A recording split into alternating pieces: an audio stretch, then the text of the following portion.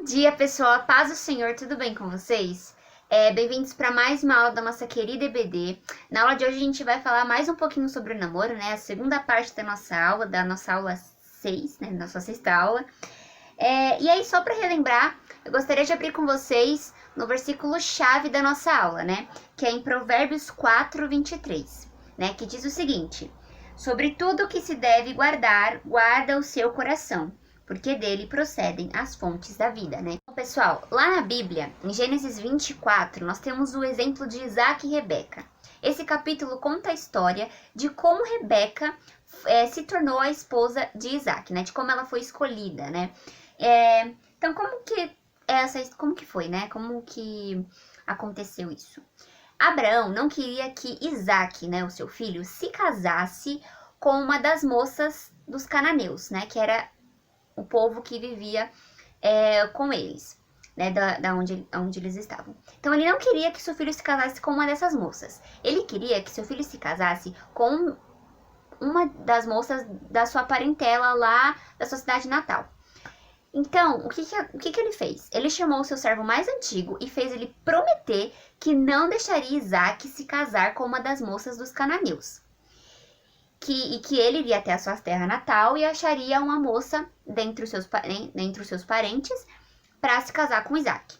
E foi então o servo lá prometeu a Abraão que não deixaria, né, que Isaac se casasse com uma dessas moças lá, os cananeus. Mas o que aconteceu? Ele perguntou também assim: e se a moça que eu escolhi lá da sua terra natal não quiser vir?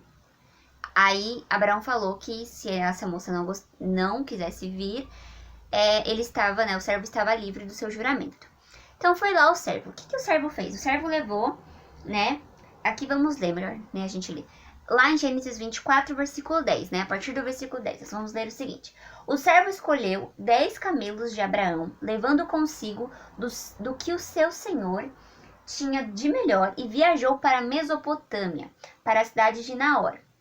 Ao cair da tarde, quando as moças saem para tirar água, fez os camelos se ajoelharem próximo de um poço de água. Pessoal, aí depois, só para esclarecer, Naor era irmão de Abraão. Então, o servo foi para a Mesopotâmia, né, que diz, viajou para a Mesopotâmia para a cidade de Naor, que era irmão de Abraão, né, a fim de encontrar uma esposa para Isaac. Aí o que aconteceu? Quando ele chegou nesse poço de água, ele orou em silêncio, né, para Deus, e disse o seguinte, lá no versículo 12, tá, gente? Diz o seguinte: ó Senhor, Deus do meu senhor Abraão, dá-me bom êxito neste dia e mostre bondade para com o meu senhor Abraão. O Senhor vê que estou perto desta fonte. As moças desta cidade estão vindo tirar água. Vou pedir a uma delas, por favor, incline o seu cântaro para que eu beba água. E se ela responder, beba, também darei água aos seus camelos, que seja essa moça que o Senhor escolheu para o seu servo Isaque. Assim saberei que o Senhor foi bondoso para com o meu senhor. Aí o que aconteceu depois disso, gente? Lá no versículo 15 diz que antes de terminar a oração, chegou Rebeca. E quem era Rebeca, gente? A Rebeca era filha de Betuel, que era... filho de Betuel, que era filho de Milca, que era mulher de Naor, irmão de Abraão. Então, ou seja, ela era da família de Abraão, né? Uma das exigências que Abraão tinha para nora dele, né? Então, vamos lá. Aí o que aconteceu? A Rebeca, né, ela levando um cântaro no ombro. Então, ela chegou, antes que o servo terminasse a oração, a Rebeca, né, chegou lá no poço. E ela estava levando um cântaro no ombro. Então, o que é o texto também diz sobre Rebeca? Lá no versículo 16 diz o seguinte: a moça era muito bonita e virgem, né? Isto é, nenhum homem tinha tido relações com ela. Ela desceu à fonte, encheu o cântaro de água e subiu. Aí o que aconteceu? O servo de Abraão foi ao encontro dela e disse: dê-me um pouco da água do seu cântaro para beber. Aí o que ela disse? Pois não, senhor, disse ela. e tirou imediatamente o cântaro do ombro e lhe deu de beber. Depois de lhe dar de beber, disse: Vou tirar água para os seus camelos também, até ficarem satisfeitos. Ela prontamente despejou a água do cântaro no bebedouro e correu de volta ao poço para tirar mais água. E repetiu isso até que todos os camelos tivessem saciado sua sede. Enquanto isso, o homem observava em silêncio atentamente para saber se o Senhor tinha coroado de êxito a sua missão ou não. Então, aí até aqui, até o versículo 21, a gente já vê que a Rebeca fez exatamente como o servo, né, de Abraão tinha orado a Deus, né, que quando ele pedisse água a ela, além de dar água a ele, daria também água aos seus camelos. E aí o que aconteceu? Lá no versículo 22 diz que quando os camelos acabaram de beber, o homem lhe deu uma argola de ouro de 6 gramas e 2 pulseiras de ouro pesando cerca de 120 gramas. E perguntou: Quem é o seu pai? Será que há lugar na casa de seu pai para receber a mim e aos meus... para receber a mim e aos que me acompanham? Por que ele perguntou isso, gente? Lembra que lá no versículo 21, o versículo 21 fala o seguinte, que enquanto isso o homem observava em silêncio atentamente para saber se o Senhor já tinha coroado de êxito a sua missão ou não. Porque, gente, até aquele momento, ele, percebeu que ela estava correspondendo à oração que ele tinha feito ao Senhor. Mas o que ele precisava saber também, que se a Rebeca era da família de Abraão, para cumprir todas as exigências. E aí, o que aconteceu? Ele perguntou quem era o pai dela, E aí, o que ela respondeu? Que ela era filha de Betuel, filho de Milca, filha de Betuel, filho que Milca deu a Naor. Ou seja, o Betuel era o sobrinho de Abraão. Então, eu não sei se vocês entenderam isso, mas peraí. Naor, lembra que eu falei? Naor era irmão de Abraão, certo? Milca era a mulher de Naor, que deu Betuel a Naor, Teve um filho que é Betuel, que é filho de Naor. Então, Abraão é tio de Betuel. Então ela é da família de Abraão. Não sei se isso ajudou, se isso atrapalhou, mas enfim, vamos lá. Só pra deixar a história, ligada pra gente ter, aproveitar tudo que ela pode nos conceder nessa lição. Mas vamos lá. E aí, quando ela respondeu isso, aí acrescentou, no versículo 25 diz, e acrescentou: Temos palha e muito pasto para os animais, e lugar para os hóspedes passarem a noite. E aí, depois que o servo, o homem viu que ela realmente cumpriu, as exigências e também, viu que o Senhor tinha respondido a oração dele, ele fez o quê? Lá no versículo 26. Então o homem se curvou e adorou o Senhor, adorou ao Senhor, dizendo: Bendito seja o Senhor, o Deus do meu senhor Abraão, pois não negou a sua bondade e a sua fidelidade ao meu senhor. Quanto a mim, o Senhor guiou-me à casa dos parentes do meu senhor. Aí depois, Rebeca, a jovem, correu para casa e contou à família da sua mãe tudo o que tinha acontecido. Aí depois que eles foram lá para casa,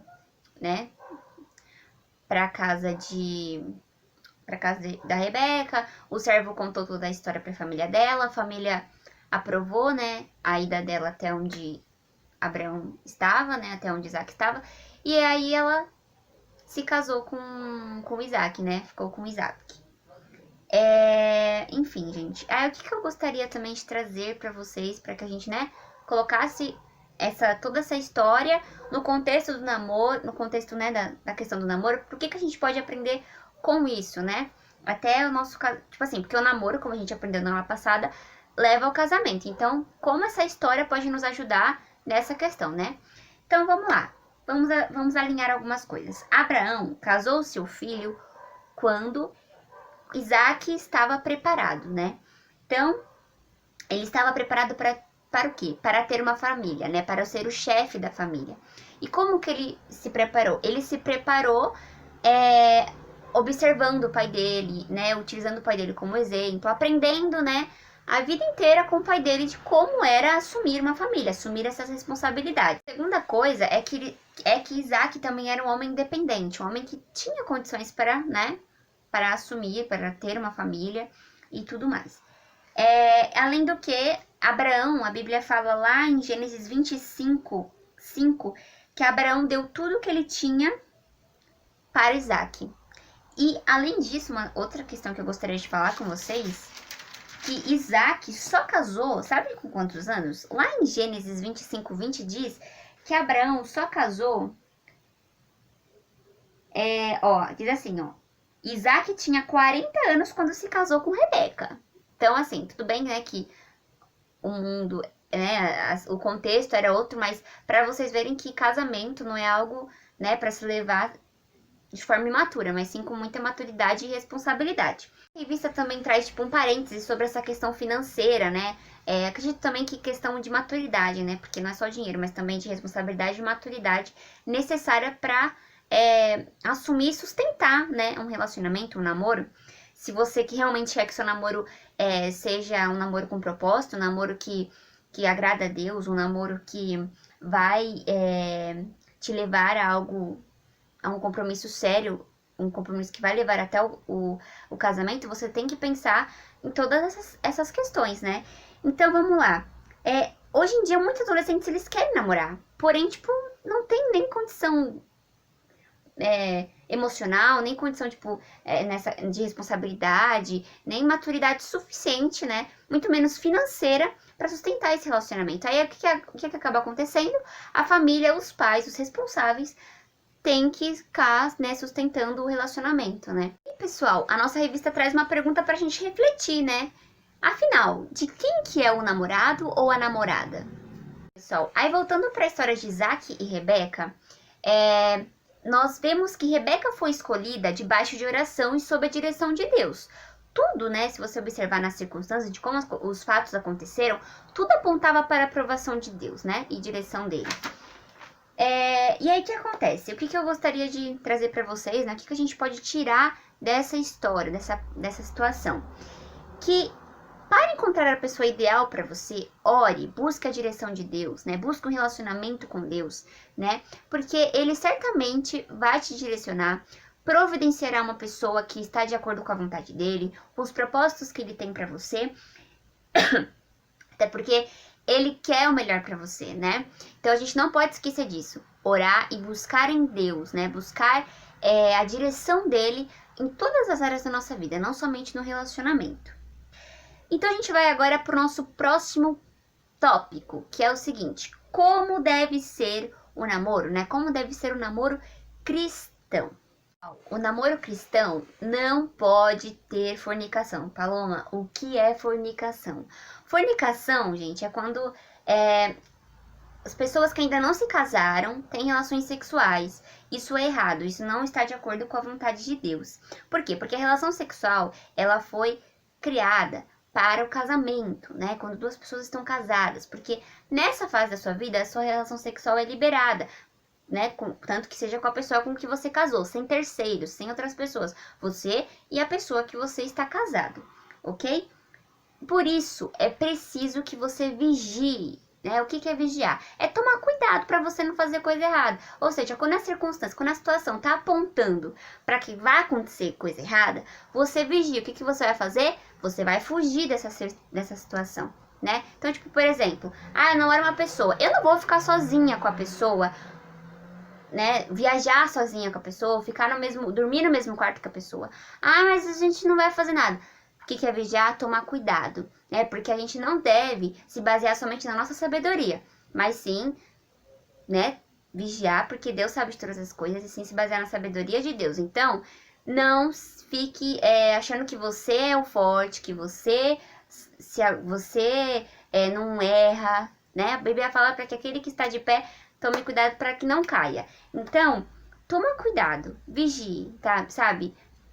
Chame pessoas para ficar perto de vocês, né? Converse com a sua família para que ela não deixe vocês ficarem sozinhos, né? Que evite isso. Então, tome cuidado. Outro tópico, né, de como que deve ser o namoro cristão devemos ser santos. A Bíblia fala lá em 1 Pedro 1,15, que eu gostaria que vocês abrissem. Lá em 1 Pedro 1,15, que diz o seguinte: mas agora sejam santos em tudo quanto fizerem, tal como é santo o Senhor, que os convidou para serem seus filhos. O próprio Senhor disse: sejam santos, pois eu sou santos. Pois eu sou santo, perdão. Sejam santos, pois eu sou santo, né? Então nós devemos ser santos porque Deus, aquele que é o nosso Pai, aquele que nos convidou a ser filhos dele, é santo. Então a gente deve se espelhar em Jesus Cristo, a gente deve buscar obedecer e seguir a palavra de Deus, né? Então não voltem aos maus hábitos, né? Um pouco antes desse versículo fala sobre isso lá no versículo 14. Obedeçam a Deus, porque vocês são filhos dele. Não voltem atrás aos seus velhos caminhos, a prática do mal, porque naquele tempo não conheciam nada melhor. Então, pessoal, não voltem, às vezes você já cometeu um erro, não volte atrás do caminho do mal, sabe? Se mantenha firme em Deus, busque ser santo, né? Permita que Deus transforme a sua vida por meio da renovação da sua mente, né? E de tudo aquilo que envolve a sua vida. Então, permita que Ele mude, né? O seu pensamento, os seus sentimentos, com base naquilo que Ele deseja para você, né? Permita que Ele te transforme, né? Se baseie em Cristo. Bom, pessoal, todas as áreas da nossa vida, nós devemos buscar ser santos. Nós devemos buscar ter santidade, né? O que é, né, ser santo?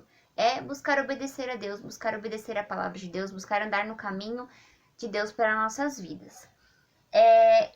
E isso inclui nosso namoro, né? Nós devemos buscar ser santos dentro do nosso namoro. E outra coisa, no nosso relacionamento, nós devemos incluir... Perdão, errei. O nosso relacionamento inclui eu, né? A pessoa que eu estou namorando e o Espírito Santo, porque é ele que vai, né, nos direcionar, nos guiar para as ações corretas, para aquilo que podemos fazer, para aquilo que não podemos fazer. E é isso. E aí, gente, outra questão que eu gostaria de falar com vocês é como que nós jovens vamos, né, manter nossa vida, né, nos caminhos de Deus, naquilo que Deus tem para nós. E aí eu gostaria de ler com vocês lá no Salmo 119. Salmo 119. Aqui. Salmo 119, 9, que diz o seguinte: como pode o jovem manter a sua vida limpa e pura? Perdão, gente, é uma pergunta. Como pode o jovem manter a sua vida limpa e pura? Vigiando seus passos de acordo com a sua palavra. Então, como que nós vamos manter nosso namoro, nossa vida limpa e pura? Nós devemos manter nosso namoro de acordo com a palavra de Deus. Nós devemos seguir, né, nosso namoro obedecendo aquilo que a palavra de Deus nos ensina. Bom, pessoal, lembrando que essa questão do seu namoro seguir, né, aquilo que a palavra de Deus diz, envolve aquilo que eu tinha falado antes, que é um namoro sem fornicação e um namoro santo, né, que busca ser santo, né, que é obedecer a Deus, né, buscar seguir no caminho daquilo que Deus tem para a nossa vida. Bom, pessoal, agora eu gostaria de falar que quando a gente namora, o namoro envolve responsabilidades, e essas responsabilidades são um deve cuidar do outro, ambos devem ajudar no crescimento do outro. Então a gente deve sempre, né, buscar conversar, né, buscar saber, né, como foi o dia, saber se há algum problema, né, comemorar junto quando tem alegrias, né, aconselhar quando sabe que o outro tá fazendo uma coisa que não é certa. Então envolve, né, uma série de responsabilidades, né? Por quê? Porque o objetivo do namoro, como a gente falou na aula passada, é o casamento. Então há todo, né, um processo nisso que a gente vai falar um pouco mais tarde. Bom, pessoal, e dentro disso a gente não pode achar que o namoro é apenas uma mudança do status social, né? Como a gente pode ver em em alguns relacionamentos, infelizmente, né? Que a pessoa simplesmente fala, você quer namorar comigo? Quero, mas as pessoas nem sabem o que é realmente namorar, o que é realmente, né? Ou qual que é o objetivo do namoro, elas apenas estão, né? Mudando o seu status social e, né, fazendo tudo aquilo que desejam, que não é correto, né? Nós devemos tomar cuidado naquilo que a gente faz.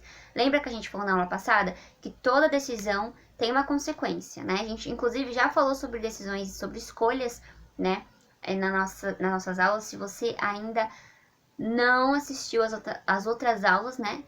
Procure no nosso canal do YouTube, que as nossas aulas estão todas lá, né? E, enfim, vocês percebem que uma aula vai ajudando na outra, então é muito importante vocês terem assistido as outras aulas. Então, se você não assistiu ainda, é só entrar lá. Então, gente, o namoro ele não é só uma mudança de status nas redes sociais, né?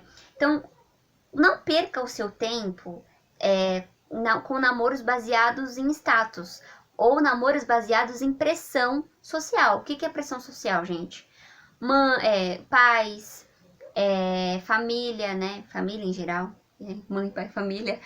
Amigos, né? Pressionando. Às vezes nem amigos, conhecidos, falando, ai, namoradinho. Ou tipo, ai, você não vai namorar, tá ficando, né? Nossa, você ainda não fez nada, você você tá esperando o quê? Ou tipo, sabe? Ficar brincando, te zoando. Não, como que é? Não tome decisões baseadas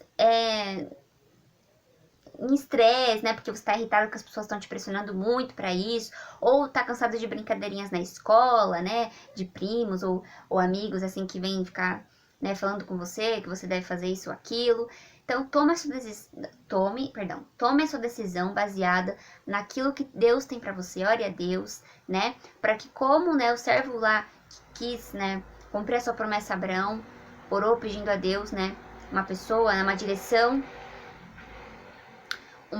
para a pessoa certa. Então, tome cuidado. Amém? Vamos lá.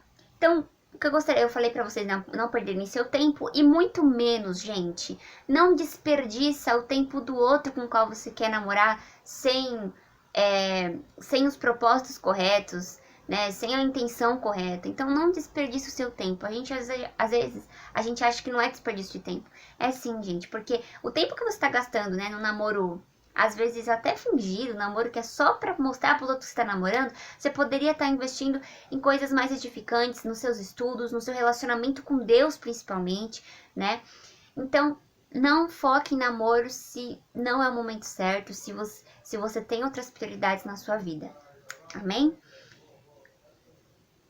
Porque uma coisa que eu gostaria de deixar claro com vocês, lá em Jeremias 29:11, diz o seguinte: porque sou eu, né? Porque sou eu que conheço os meus planos sobre vocês, diz o Senhor. Planos de bem, não são planos de sofrimento. Eu lhes darei aquilo que mais desejam, um futuro de paz em sua própria terra. Deus sabe de todas as coisas. Então, não acho que Deus, tipo assim, não liga, né, para as coisas que envolvem as áreas da sua vida. Ele liga sim. Ele quer que você viva os propósitos dele na sua vida, porque ele sabe que isso é o melhor para você, né? Não acho que a sua sabedoria de planejar o seu futuro é o suficiente ou é o máximo que você pode ter na sua vida. Deus tem planos incríveis para você. Deus tem planos que você nunca imaginou que você iria viver um dia, né? Então basta você dizer sim, né, aquilo que Deus tem para você e viver de acordo com a palavra dele. Então, pessoal, eu espero que vocês tenham namoros, casamentos abençoados, direcionados por Deus. Eu espero que essa aula tenha sido uma bênção, tenha sido edificante para você. Se você conhece alguém que precisa dessa mensagem, compartilha. Comenta aqui embaixo também o que você achou ou o que você acha interessante compartilhar aqui com a gente nos comentários.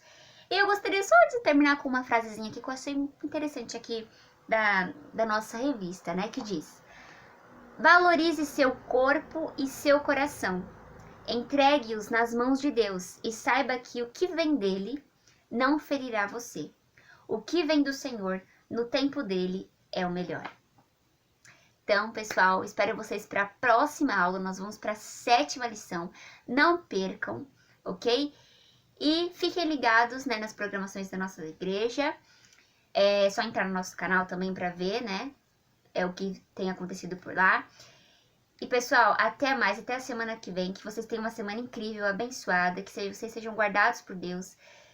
E até mais, gente. Já de novo, eu falei até mais de novo, mas até mais, vejo vocês. Um beijo e a paz do Senhor.